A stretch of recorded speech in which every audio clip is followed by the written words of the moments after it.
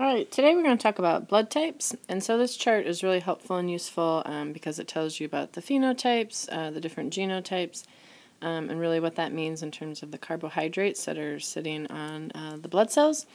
And then this chart over here is interesting just for real-life application issues. So O is going to be the universal donor, so anybody can accept O.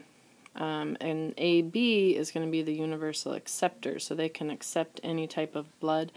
But other than that, if you're a blood type A, you can accept an O or anything that has just an A. If you're a B, again, you can accept O, but anything just with the B. If you're AB, you can accept anything. But O can only accept O, okay? So they cannot accept the ABs at all. Alright, when we do genetic problems that involve blood types, it's important to keep straight the phenotypes and the genotypes. Phenotypes are what you're going to say in conversation or when talking about blood types, and we say that, there's blood type A, there's blood type B, you can have AB and O. And so, because there's A, B, and O, those are the alleles that are out there, and because there's 3, that's going to be the multiple alleles. So that would mean in the population there's 3 alleles, but each person will only have 2 alleles. They'll have a combination of 2. But if your combination is an A and a B, then that's going to be codominant. So blood type is fun because we can have multiple alleles and we have codominance all coming together.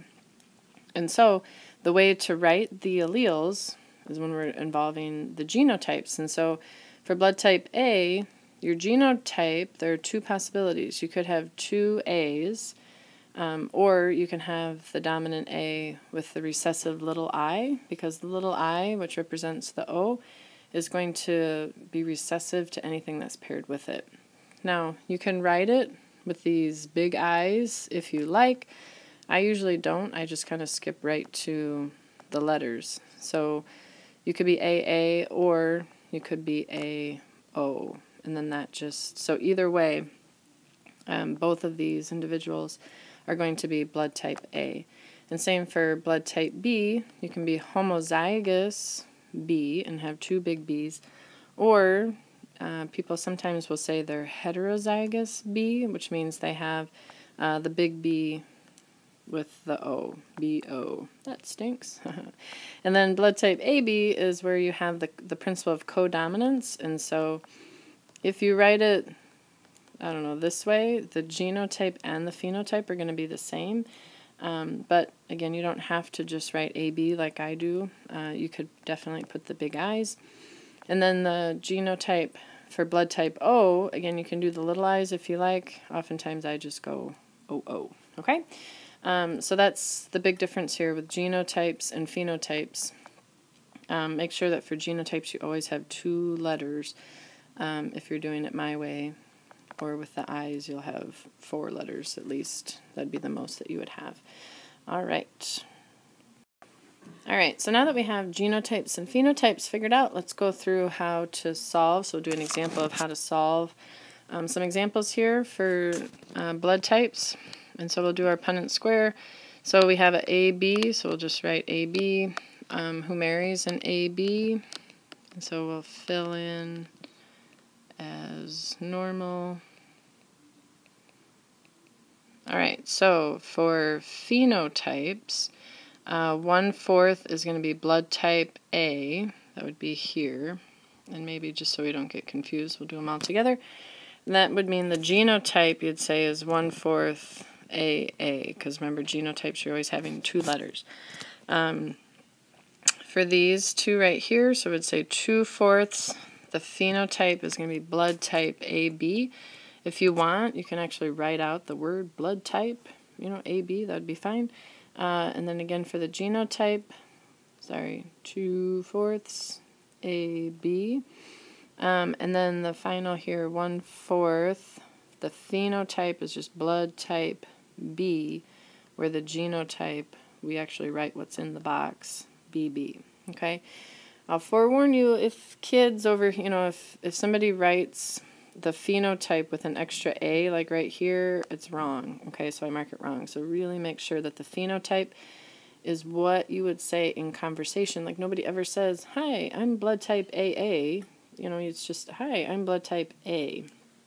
Okay, so make sure that you would just put 1A or 1B for the phenotype.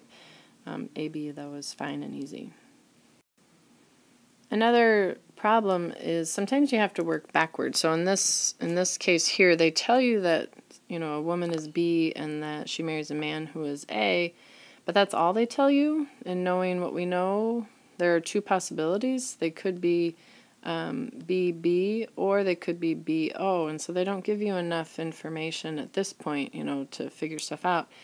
However, they do tell you that the child is blood type O, and so the only way that can happen is if two O's come together, right? So you kind of work your way backwards and say, oh, well, you know, if you end up with a child that's blood type O, it meant that they had to have gotten an O from either parent. And so we know that they're blood type A, we know that they're blood type B, but what we don't know is like their second letter for sure.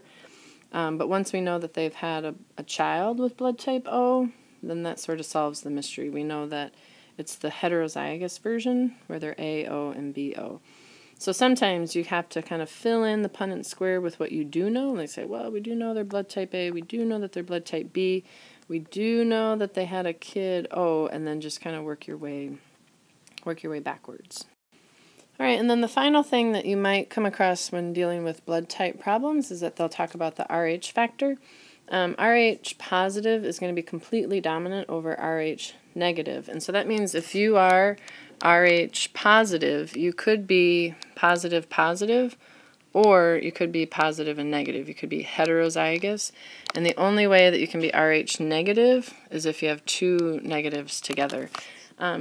To do this, and with blood type, you would have to do a dihybrid cross. So you would have your Punnett square that dealt with positives and negatives, you know, like if they're both heterozygous positive, you'd do another Punnett square dealing with the blood types, you know, so if they're AO and BO, and so you would get your little mini answers over here, you'd get your mini answers over here, and you would multiply just like you would with a dihybrid to get a huge answer of like, oh, blood type A, B, you know, and positive, okay? So that's that with blood type. If you have any questions, feel free to ask, go back and listen. Have a great day, and Jesus loves you.